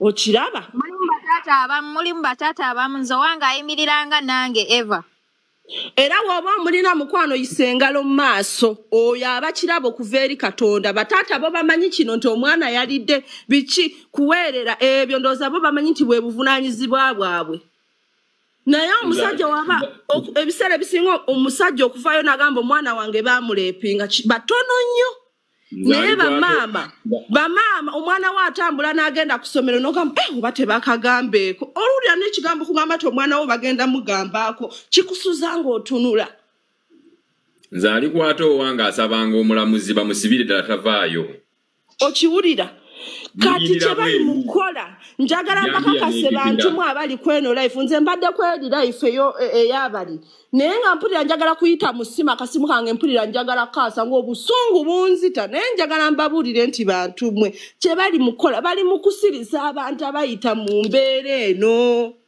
bali awo bali mu kuwa honorable bitiibwa tuli ku musango gwa re tewali honorable ali mu nsonga zino bannange tewali honorable bisobola nze ekirala kumala kwetunulamu nti yaani agenda okunyamba kitegeeza ne balooya kwegamba bavudde ku mulamwa tebakoze mulimu gwabwe kati birimu ani asinga naye nga ani asinga bandi bikoze nga bantu bakulu naye omwana omuto bamuteekamu nti ani asinga banange nze byebyo ebyange obusungu nina bungi nyinza okwogera ate n'ensiiba kuno. Thank you for your submission, Mukwano. Kale. Ebyo mugamba mbu simanya honorable Ayogede, simanya honorable yasoma. Tembitugamba bamada. Naffe twasoma. Nasoma yasembayo okusoma. Bweyamala osomesa ne bali gala. Fifi tulina Nega mbuleka honorable asomese gwanga. Tuzze kusomesebwa ku rape.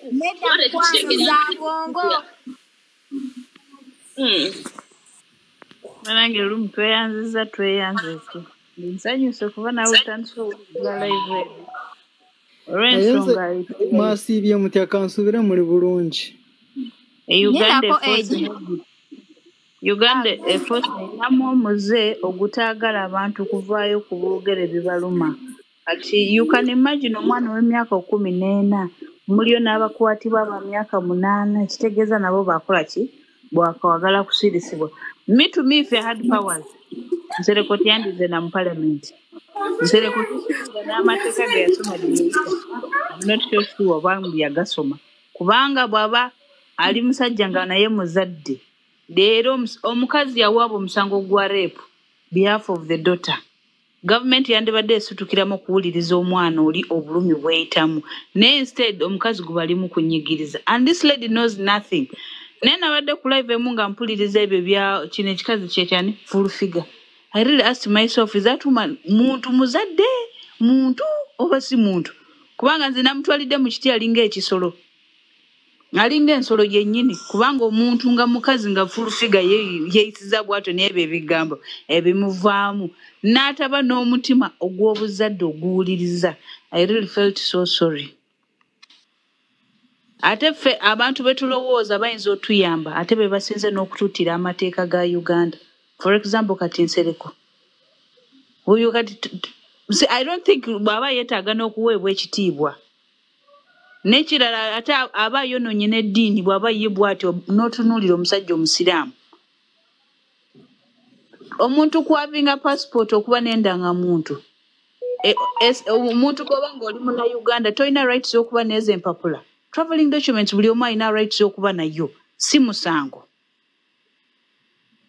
a rightful citizen alina okuba ne passport alina okuba n'endangamuntu naye bo bakifoda ate kyansonga naye kati weebuuze n'ebyapa ebibyo ebyalinawo bijjirawo mu musango gwa reepu fe abakazi tukakalukana okunoonya tuyiiya tutya abaana okubeerawo ate baagala kifola as an advantage ate okulwanisa ki omukazi to be sincere nze sigenda balimba me am not happy about it bwekubanga kuli nti abakazi tuveeyo nze nsaba tuveeyo ku lw'omukazi oyo n'omwana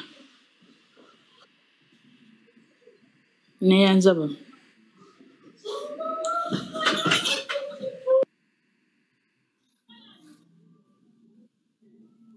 Thank you so much. Ebibuzo byabadde ayagala ajja bisanga mu recordingire mbimuwe.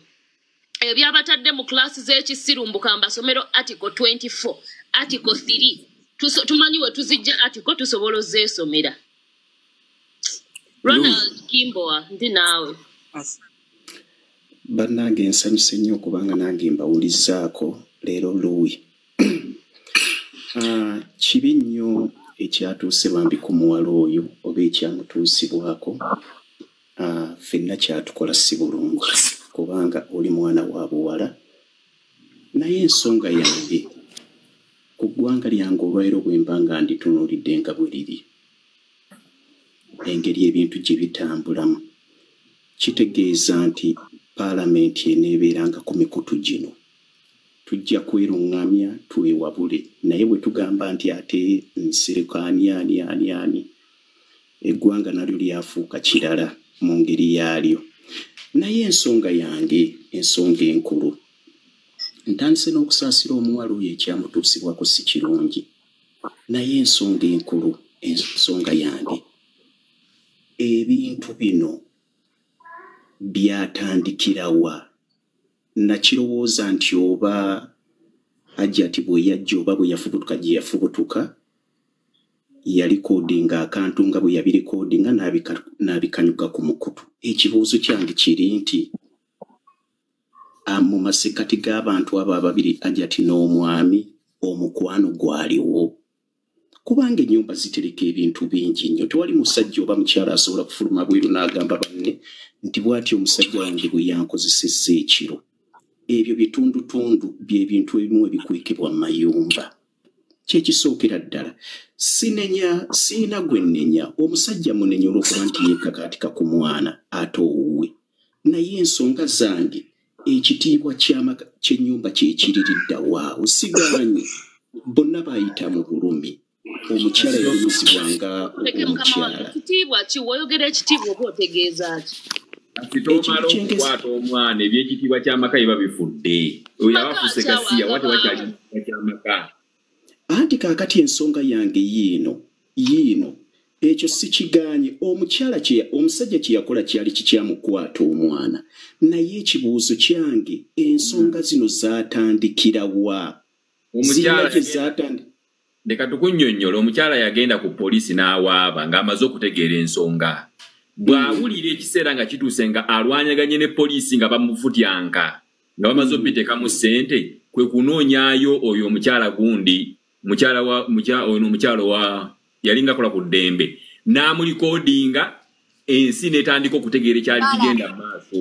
Nga tebinnaba kujja eno mu mikutu gyaffe.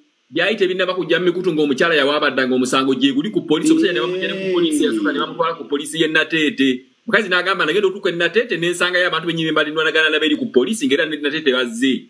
Nga waliwo omusirikale wa poliisi omu gwe balekanyisizza ssente milioni 15 baakonvinsinga omukazi akkiriza omusango baguttire ku poliisi. Omukazi kwe kugenda ewa Ruth Kalibala n'amulikoodinga ensi n'eryoka ebitegeera. Kwe kwanguwa mangu omusajja ne bamutwala mu kkooti kati ali luzira. Kati amutuyitayibaatiba ne kigendamu ssente. Bannange tuwagire omukyala kati awo ndi ku sayidi ya mukyala ekyo mbadde sikimanyi. Mbadde mmanyi nti omukyala olwatuula n'abaana n'akwata akatambi ako n'akakanyuka ku mpewo. Ffe abasinga eno bwe tumanyi. Kati awo tuwagire omukyala. Kaakati munnange kwe kubadde okuteesa kwange n'ekirala Louis oli mufumbo. Obwasinga nga bw'omuzita. Louis oli mufumbo munnange. Wangi nina muwala wange awo Piki mbadde munoonyeza eddenzi naye tujja kubyogera nze njagala Louis kale katumalirize programu eno ate Louis nno ngenda kukunoonya munnange kuba njagala tukole eggwanga eryaffe ababiri nga gwe mwogezi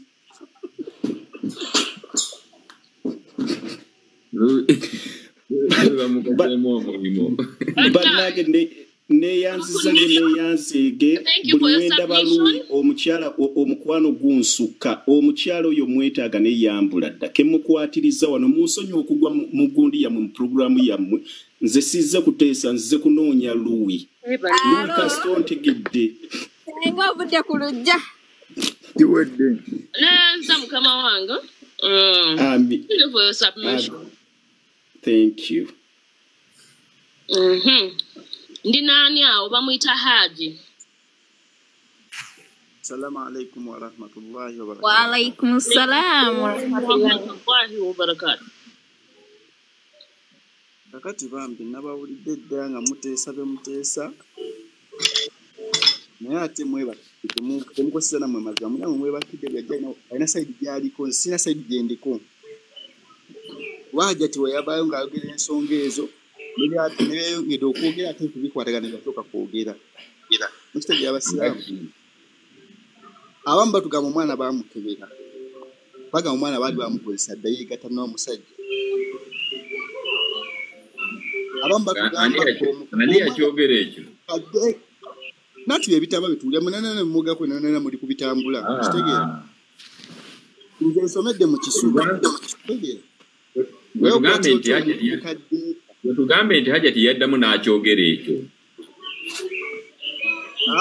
sinamugamba nti akyogerako sijja muwayiriza naye ffenna tusomedde mbadde tusomedde mu buddeeka okwatira otya omwana omuto mu kaddeeka nga n'okwata obukwasi ku muwala omuto kati buuza abantu b'e Dubai basula batya mu kaddeeka ng'ate bafumbo nati abo bantu bakulu naye gambye omwana omuto ali vagini omukwatira mu kaddeeka n'otabawo kibaawo naawe sooka obeere mwenkanya kankubuuze ekibuuzo ng'okinziramu nja kukkiriziganya n'ebyokola n'akalaba keesi eziwera nga ziva ku masomero amasomero kutali kisulo nga bagamba headmaster abadde ng'akozesa obwana obuto obuteetuuka nga abaana bavuddeyo ng'abaana 8 nga bulijjo headmaster abakozesa headmaster n'akozesa omwana asooka owokubiri owookusatu owookuna owookutaano owoomukaaga nga talina na mufaliso gwagenda muwulirako naye essomero lyonna ne litategeera olowooza kihapeninga kiki ekyo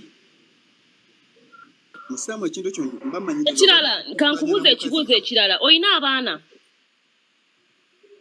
sinazaala toyinza kukitegeera tolina kyotugamba abaazaalako not in that context abaazaalako bayinza okitegeera ozaala omwana ne mutuuka mu nsonga z'ebyo ebintu ebyo naye ne mweryanga buli lunaku nga musula ne mu kisenge kiri kimu n'abaana abo ne batategeerera nti taata ne maama buli lunaku bakola ebintu lwaki nga naye osula n'abaana myaka 8 myaka 9 myaka 10 nga taata ne maama buli ssaawa beemulugunyiza ku buliri ne bakola ebyabwe ne biggwa naye ng'osobola okubuuza omwana wali owulidde ku maama ne taata nga kino kihapeninga nga tekihapeninga ekirala mu baana bonna wabaawo trust okitegeera mukama wange maama waanaalaba taata ng'agenze mu kisenge ky'abaana she won't feel any type of way kubanga ye taata w'abaana abaana bwe banaalaba taata ng'ayise muganda waabwe ekiro mu ttumbi nti jangu tebagenda kufiringa skeptical at any one time oba feel some type of way bagambe taata agenda amwagaza ki